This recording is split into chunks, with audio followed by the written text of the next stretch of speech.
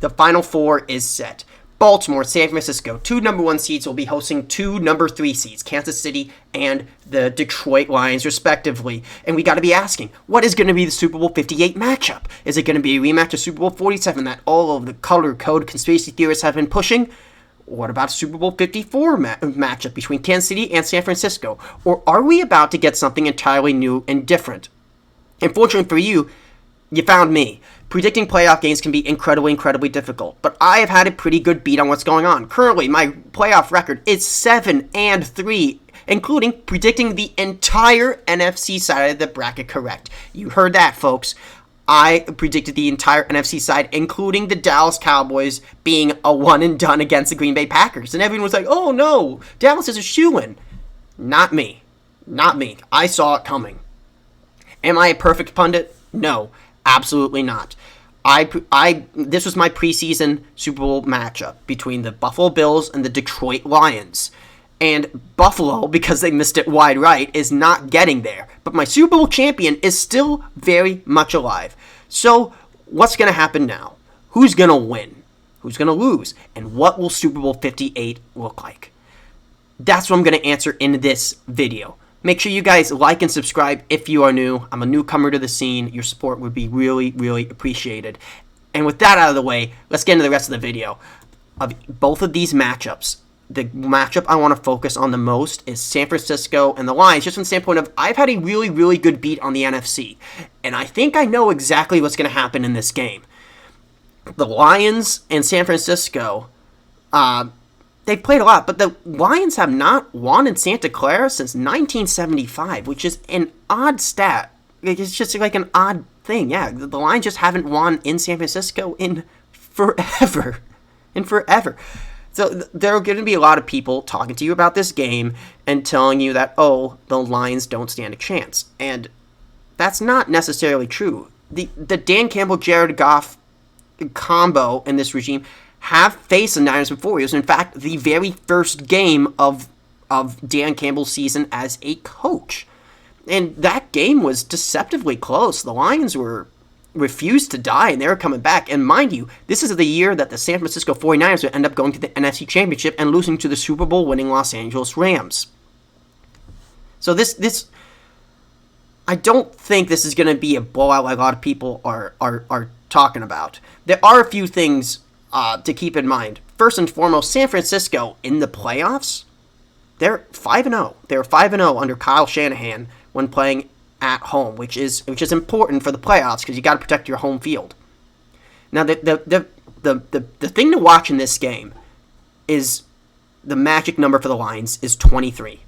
23 points allowed to the Bucks and 23 points to the Los Angeles Rams. The formula has been really simple for the Lions: get a lead, hold the lead. So that's and the Aaron Glenn defense has been really good at clamping down in the red zone. Another odd thing too, not an odd thing, but just something to keep in mind.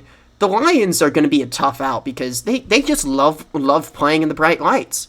7-1 in the primetime, which that's including the whole Dallas controversy, and they're 8-2 when they don't play games in a 1 o'clock window, which is good for the Lions because that means when the pressure is on, you're never too big for the moment.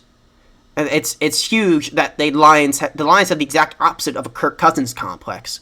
They love the big lights under Dan Campbell and this team. Another thing to keep in mind with San Francisco is that they just love blowing, not just blowing leads, but they cannot come back in the fourth quarter when they don't have a lead. They're 1-31 when that happens.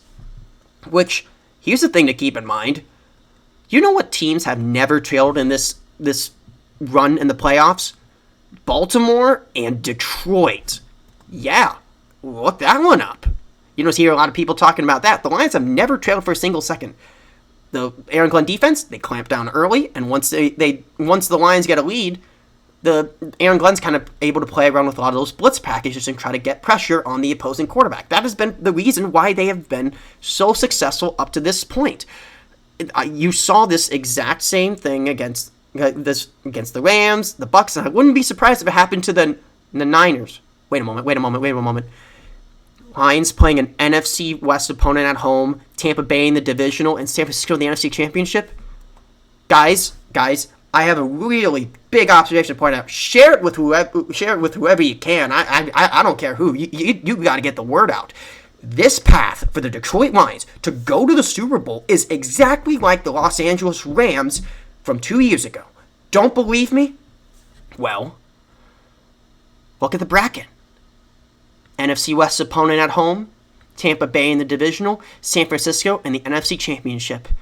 The only thing that would make this even more crazy is if the other side of the bracket in the final round was correct. Oh, wait, it is Kansas City and an AFC North team playing in the AFC Championship. Does that feel like a coincidence to you? Whew. Wow, yeah, the script writer. Yeah, that guy's not very creative, is he? Is he?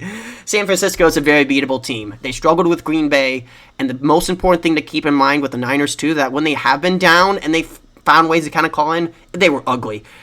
The Niners' offense just looks ugly when it's not out ahead in front. Brock Purdy can find a way sometimes, but it is not good to watch. And I don't like San Francisco in this game.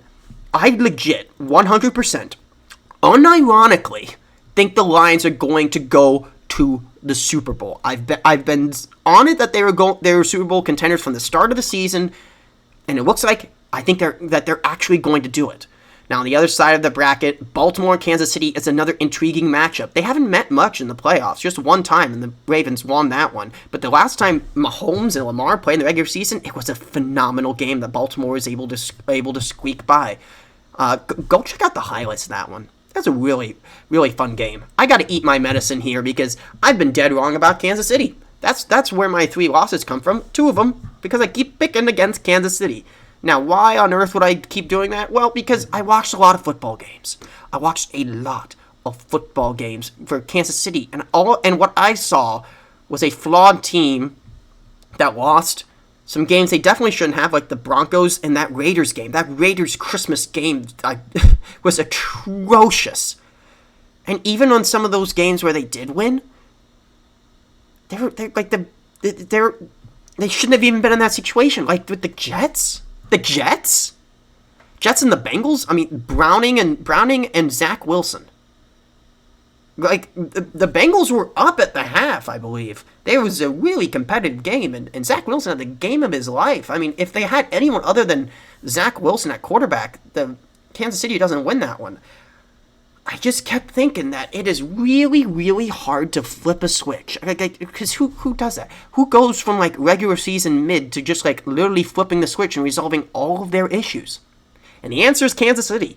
Part of that has been because of these two guys, Kadarius Toney, Jawan Taylor.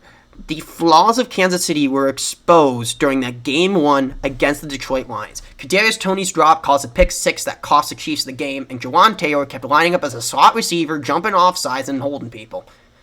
I figured that this toxic combination of that wide receiver and some of their other issues would come back to bite them in the postseason, and it hasn't. Kadarius Toney has not been playing, which means that they've been able to get Rashee Rice, Marcus Valdes-Scantling. They've been able to really work those guys in, which is great because, again, addition by subtraction, they got to keep Kadarius Toney away. If Kansas City wants to win, they cannot play Kadarius Toney. Do not play Kadarius Toney at all. He is costing you games, costing you points, and the offensive line, despite being on the road, I didn't see any penalties against the Buffalo Bills. Great job. Like, unironically, great job by Kansas City. So, here's a question. Like, what is Kansas City now?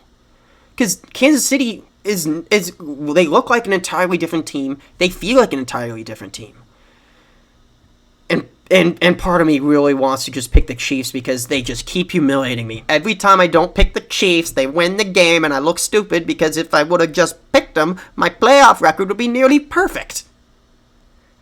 Here's the problem. I know. Baltimore is going to be the toughest opponent Kansas City has faced yet. Baltimore, after a rough start, just like I predicted back before the season, started off rough, But the moment that offensive coordinator and Todd Monken and Lamar got on the same page, they have been rolling. Their only loss was a come-behind win by Cleveland, which again, part of that was because it just took some time. I had the Ravens starting off slow and then finishing 11-6, not 13-4. So I'm not going to pretend that I'm perfect on that front, but the groundwork here was pretty clear that if this thing was going to work, it was going to take a little bit of time. And you are seeing the fruits of that. 2 of those impressive wins against their potential Super Bowl matchup. And playing in Baltimore is a really tough place to play. And no matter the injury, no matter if it's running back, tight end, no problem. And they also have a guy who's probably going to win the MVP again. This is a tough matchup for Kansas City. If Patrick Mahomes is able to win this game, that puts you in GOATdom. That is something that legit, 100% unironically, like that puts, if you beat Baltimore in this game and then win the Super Bowl, like, we're talking about dynasty. We're talking about like ahead of Joe Montana, putting Patrick Mahomes up there, like quite literally, like probably like number 2 to Tom Brady. I just don't see it. I don't see it against Baltimore. I feel like Baltimore is just the worst matchup. Now, in Kansas City's defense, out of every other year, they are built. Their defense is built to keep them competitive in this type of game. I just think Baltimore's roster is just so much better, top to bottom, and the home field advantage. I don't think the Ravens have hosted an AFC Championship game in a while, if ever. So that place is going to be rocking and rolling. And on the other side, you have a Super Bowl winning head coach. You have, like, Harbaugh's a good coach. So I think that I've got to go with Baltimore. So, Super Bowl 58. You heard it here, folks. Baltimore Ravens and Detroit Lions, which would hopefully be an exciting game. Or maybe I'm completely wrong and we get either a previous matchup between the Niners and whoever comes out of the AFC, or the last game of the season is also the first game of the season. I mean, hey, Chiefs fans, maybe I'm helping you. Who knows? Alright, so if you guys want to support the channel, make sure you like the video, subscribe if you're new. Thank you guys for watching Stay of the North.